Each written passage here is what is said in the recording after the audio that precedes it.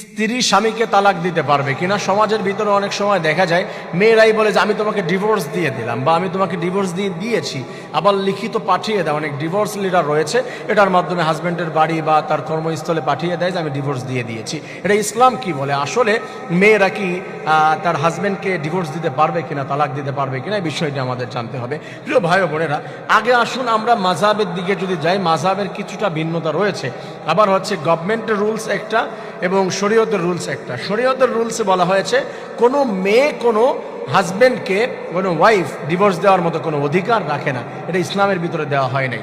স্বাভাবিকভাবে যদি দিতে চায়, শর্ত যদি কোনো অবস্থাতে কোনো হাজব্যান্ড দিয়ে দেয় যে আমি যদি কোনোদিন এটা করি তাহলে তোমাকে আমি ডিভোর্স দেওয়ার ক্ষমতা দিয়ে দিলাম, মানে আমার যে ক্ষমতা এটা তোমাকে দিয়ে দিলাম, মনে হয় বুঝতে পেরেছেন?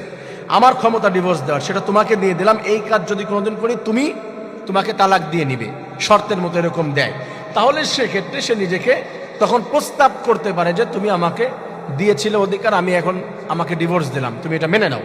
সেই ক্ষেত্রে হতে পারে। আমি এটা আরেকটু ক্লিয়ার করছি। যেমন আমরা যদি রাষ্ট্রীয় নিয়মের মধ্যে আসি, তাহলে ডিভোর্স লেটার যেটা পাওয়া যায় কাজীদের কাছে এবং কোর্টে গিয়ে ডিভোর্স দিতে পারে, সেটা হচ্ছে 18 নম্বর কলামের ভিতরে লেখা আছে, যদি হাজবেন্ডের শারীরিক অক্ষমতা দেখা দেয় বা থাকে, যদি আর্থিক সাইডে এমন অবস্থা যে বউকে চালাতে পারছে না, যদি শারীরিক এমন টর্চারি করে যে হচ্ছে কোনো অবস্থাতেই তার কাছে থাকা সম্ভব হয় না, দলিল প্রমাণ সহকারে, এই অবস্থায় যদি কোনো মেয়ে কোনো পুরুষের ভিতরে প্রবলেমগুলি দেখা যায়, সেই সময় স্ত্রী তার হাজবেন্ডকে ডিভোর্স দিতে পারবে। 18 নম্বর কলামে তাই লেখা আছে, মানে অধিকার রাখে ডিভোর্স চাইতে।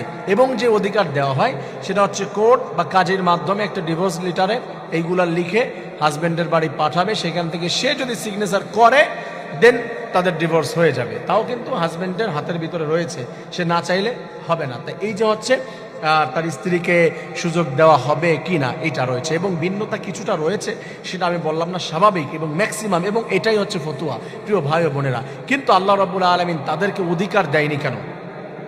পুরুষদেরকে অধিকার দেওয়া হয়েছে তালাক দেওয়ার, কেন মেয়েদেরকে দেওয়া হয় নাই?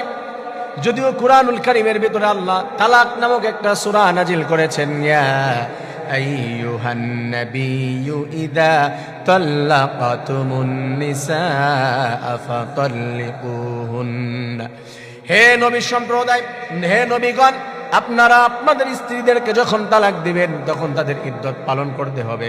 আল্লাহ এখানে ডিটেইলস আলোচনা করে দিয়েছে তালাক সংক্রান্ত। তা পুরুষদেরকে অধিকার দেওয়া হলো আর মেয়েদেরকে অধিকার দেওয়া হয় নাই কেন? এখানে আল্লাহ কি মেয়েদেরকে ঠকিয়েছেন কিনা? ঠকাই নাই। আল্লাহ তো ভালোই জানেন, সে হচ্ছে আমাদের সৃষ্টি করেছে।